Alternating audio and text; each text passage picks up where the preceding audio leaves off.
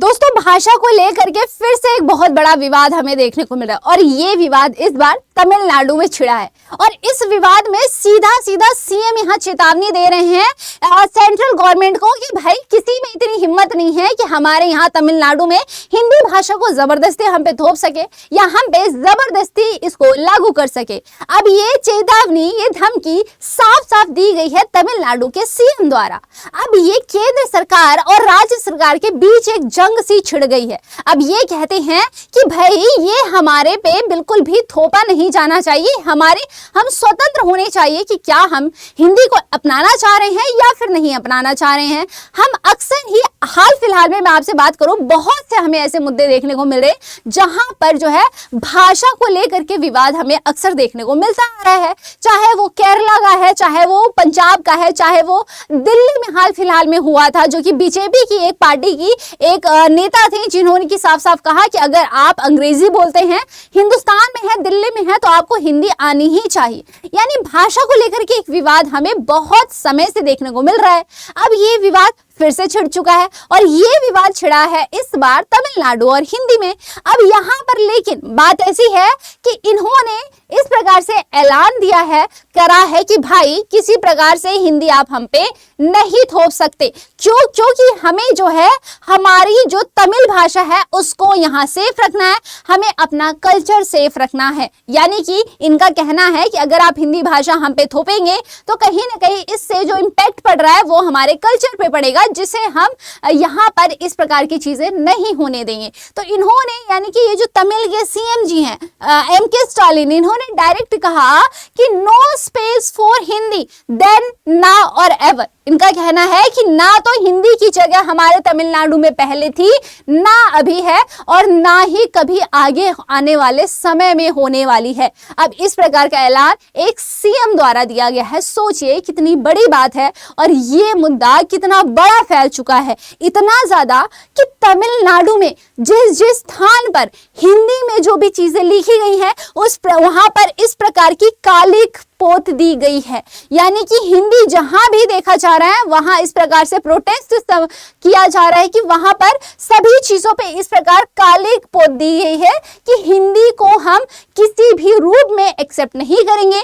ना तो गवर्नमेंट में इतनी शक्ति है, ना तो मोदी सरकार में इतनी पावर है कि वो जबरदस्ती हम पे हिंदी भाषा को थोप सके। हम हिंदी को कभी नहीं आने देंगे। मैं आपको यहाँ एक बात बताना चाहूंगी कि जो एम.के. स्टालिन है, जिनकी गवर्नमेंट अभी है और इनकी गवर्नमेंट है जो डीएमके पार्टी, ये पार्टी ही इसलिए बनाई गई थी ताकि ये हिंदी भाषा को कभी भी तमिलनाडु पे लागू ही ना होने दे। और ये पार्टी बहुत समय से चली आ रही है और इस हाल फिलहाल में जिसके सीएम हैं एम.के. स्टालिन, बिल्कुल उस चीज को फॉलो भी करते हुए आ रहे हैं और साफ साफ कहते हैं। अब अभी हाल फिलहाल में एक वहां पर मैं कहूं कि यहाँ पर एक दिवस मनाया गया, ऑल लैंग्वेज मार्टर्स दिवस, ठीक है। अब ये मनाया गया जहां जो उसके सीएम है उन्होंने डायरेक्ट ये वाली बातें कह दी। अब मैं आपको बताना चाहूंगी, थोड़ा सा आपको इतिहास की ओर लेके जाना चाहूंगी कि यहाँ पर एक प्रोटेस्ट होता है बहुत समय पहले, ठीक है। 1965 के करीब एक प्रोटेस्ट होता है जिसमें बहुत सारे लोगों की जाने जाती है। वो प्रोटेस्ट भी हिंदी को लेकर के था। इन्होंने हिंदी अपनाने से मना किया था कि हम हिंदी नहीं अपनाने देंगे, कुछ भी हो जाए। एक बहुत बड़ा प्रोटेस्ट होता है, प्रोटेस्ट में ना जाने कितने लोगों की जाने जाती हैं। अब उस प्रोटेस्ट को याद करते हुए ही अभी हाल फिलहाल में एक दिवस मनाया गया जिसमें इन्होंने उस बात को आगे बढ़ाया कि ना तो कभी हिंदी हमारे राज्य में थी, ना है और ना कभी हिंदी कोई भी सरकार आ जाए, चाहे वो अमित शाह हो, चाहे वो मोदी सरकार हो, कोई भी हो, लेकिन कभी भी वो हमारे राज्य में हिंदी भाषा को हम पे थोप नहीं सकते। यही नहीं, यहाँ तक कि इन्होंने साफ साफ कहा कि ये 3 लैंग्वेज फॉर्मूला जो हमारा NEP 2020 है उसमें 3 लैंग्वेज फॉर्मूला का जो रूल आया है उसको एक्सेप्ट करने से भी साफ इनकार कर दिया। इन्होंने कहा कि ये जो आप जबरदस्ती हिंदी थोपने की कोशिश कर रहे हैं, इससे हम अपना कल्चर नहीं खराब करना चाह रहे। हम अपने कल्चर जो हमारा परंपरा है जो उसको हम इसी तरीके से लेके चलना चाह रहे हैं। हिंदी आने से उस पर इम्पैक्ट पड़ेगा। लेकिन अगर मैं आप लोगों से बात करूं, आप लोग खुद भी सोचिए और मुझे बताइएगा कि क्या किसी लैंग्वेज से किसी भी कल्चर का वहां इम्पैक्ट पड़ सकता है? क्योंकि हिंदी भाषी, अगर मैं राज्य की बात करूं, बहुत सारे राज्य हैं हमारी बिहार में बोली जाती है, उत्तर प्रदेश में बोली जाती है, मध्य प्रदेश में बोली जाती है। बहुत सारे ऐसे राज्य हैं जहाँ हिंदी बोली जाती है। हिंदी भाषी राज्य बहुत सारे हैं, लेकिन क्या इनका अपना एक अलग कल्चर नहीं है? क्या ये कहीं ना कहीं हिंदी भाषा का प्रभाव क्या इनकी कल्चर पे पड़ा है?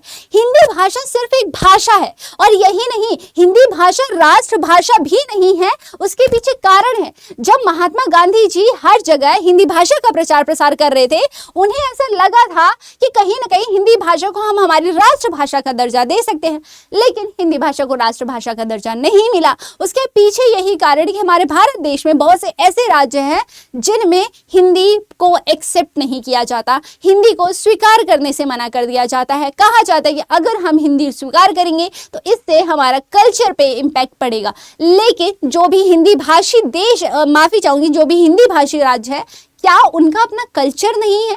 क्योंकि यूपी है, एमपी है, राजस्थान है या फिर बिहार है, हर जगह सभी का अपना एक कल्चर है, और सभी यहाँ पर जो है हिंदी भाषी ही क्षेत्र है, हिंदी भाषी ही राज्य है।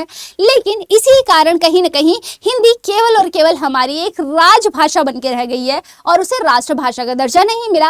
अंग्रेजी में सेम चीजें क्या होती हैं? हमने अंग्रेजी को ज्यादा यहाँ पर ज्यादा इस्तेमाल करना सीख लिया है, अंग्रेजी हम ज्यादा यूज कर रहे हैं। हमारे बहुत से ऐसे राज्य हैं जहाँ पे या तो उनकी जो बोली है वहाँ की वो बोली जाती है या फिर अंग्रेजी बोली जाती। तो क्या ये सही है विदेशी भाषा को हमारे भारत देश में उतना ज्यादा इंपॉर्टेंस देना सही है? लेकिन आप साफ कह देते हैं कि हम हिंदी नहीं बोलेंगे, और कोई ऐसी पार्टी नहीं है जो यहाँ पर हमारे राज्य में हिंदी बुलवा सके या हिंदी हम पे थोप सके। ठीक है, तो अब ये जो हुआ था 1965 में, जिस इतिहास की मैं आपसे बात कर रही थी, 1965 में एक यहाँ पर बहुत बड़ा प्रोटेस्ट होता है, और उस प्रोटेस्ट में ना जाने कितने लोगों की जाने जाती है, ना जाने कितने मासूमों की यहाँ पर जान चली जाती है। अब इसमें हुआ क्या था? लगभग 70 लोगों की यहाँ मौत हुई थी। इसमें जो है कुछ पुलिसकर्मी भी शामिल थे, और जो प्रोटेस्ट में थे प्रदर्शनकारी वो लोग भी थे। ठीक है, अनौपचारिक मतलब मैं कहूँ कि एक ऐसा कहा गया कि इतने लोगों की, और ये ऑथेंटिक नहीं था बिल्कुल भी, और भी लोगों की जाने गई थी। ठीक है, कई शोधकर्ता और चश्मदीदों के अनुसार वास्तविक संख्या 70 से अधिक थी। 200 से 500 तक मौतों का जिक्र मिलता है, और मौत का कारण क्या बना था कि वहां पुलिस ने फायरिंग कर दी थी। दंगे और हिंसा की वजह से वहां पर जो है इतने ज्यादा लोगों की जाने गए, और ये जो प्रोटेस्ट था इसे एंटी हिंदी आंदोलन कहा गया। अब ये प्रोटेस्ट जो है अभी हाल फिलहाल में एमके स्टालिन जो कि तमिलनाडु के सीएम है, इन्होंने एक ट्वीट भी किया,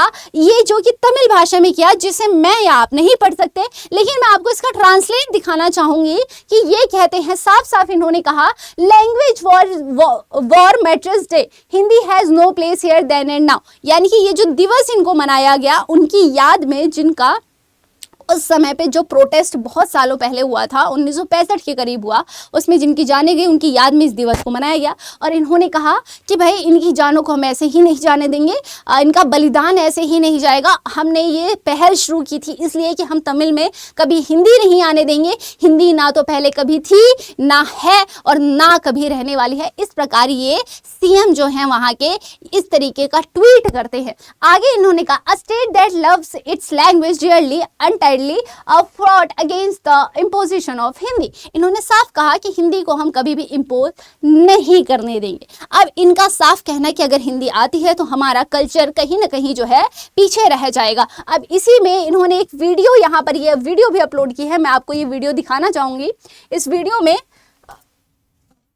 माफी चाहूंगी, हाँ ठीक है, ये वीडियो देख सकते हैं आप लोग, ये वीडियो है। अब इस वीडियो में भी साफ साफ इन्होंने यही कहना चाह रहे हैं कि हम कभी भी हिंदी को आगे नहीं आने देंगे। ये वीडियो जो इन्होंने ट्वीट किया हुआ है, आप ये प्रॉपर वीडियोस देख सकते हैं, जिसमें सभी प्रकार की चीज़ें जो वहाँ पर प्रोटेस्ट हुआ था उन सबको शामिल किया गया है। अब ये हिंदी थोपने के विरोध का जो पूरा ऐतिहासिक आधार रहा है, बहुत समय से आ रहा है। तमिलनाडु में जो ये सारी चीज़ें हैं, ये स्वतंत्रता के बाद से नहीं, स्वतंत्रता के बहुत पहले से आ रही है। और यही नहीं, 1938 का एक हिंदी विरोधी आंदोलन भी हुआ था। लेकिन वहीं राजगोपालाचारी जो उस समय के सीएम थे, और उस समय के जो सीएम हुआ करते थे 1938 के करीब के, तो उनको ही पीएम भी कहा जाता था। उन्होंने कई स्कूलों में हिंदी अनिवार्य कर दी गई थी, लेकिन सबसे बड़े इनके विरोधी हुए थे मिस्टर पेरियार। इन्होंने बिल्कुल ही हिंदी के विरोध में थे। ठीक है, पेरियार ने एक आत्मसम्मान आंदोलन भी चलाया था जो कि हिंदी विरोध को लेकर के था। इन्होंने कहा कि हम हिंदी विरोधी हैं, हम कभी हिंदी को आने नहीं देंगे।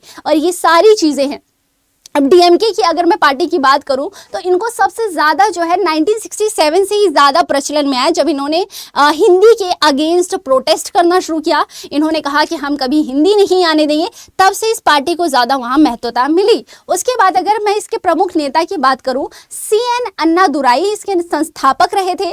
M करुणानिधि जो कि 1969 से 2018 तक अध्यक्ष है, और ये कुल 5 बार ये मुख्यमंत्री भी बने हैं। और हाल फिलहाल में MK स्टालिन जो कि अभी हाल फिलहाल में 2021 से तमिलनाडु के यहाँ पे मुख्यमंत्री रहे हैं। अब मेरा आप लोगों से सवाल है कि क्या अगर हिंदी भाषा इम्प्लीमेंट होता है किसी भी राज्य में हिंदी भाषा आती है, तो क्या उससे कल्चर पे इम्पैक्ट पड़ता है? क्योंकि बहुत सारे हम देखते हैं यहाँ हमारे पास हिंदी भाषी राज्य हैं, उनका अपना एक अलग कल्चर है, उनकी अपनी एक बोली है, लेकिन हिंदी को उतनी महत्वता देती है। और क्या हमारे हिंदुस्तान में रह के एक विदेशी भाषा को बहुत ज्यादा महत्व देना, लेकिन हिंदी भाषा को साफ इनकार कर देना और ये कहना कि कोई ऐसी पार्टी नहीं है, ना तो मोदी सरकार है, ना अमित शाह, कोई भी ऐसा नहीं है जो जबरदस्ती हम पे हिंदी को थोप सकता है, हमारे राज्य में इम्प्लीटेशन कर सकता है इस प्रकार से, इस तरीके से, ये नहीं हो सकता। क्या इस प्रकार की चीजें शोभा देती है एक CM को कहना कि ना तो हिंदी कभी थी, ना होगी और ना कभी होने वाली है?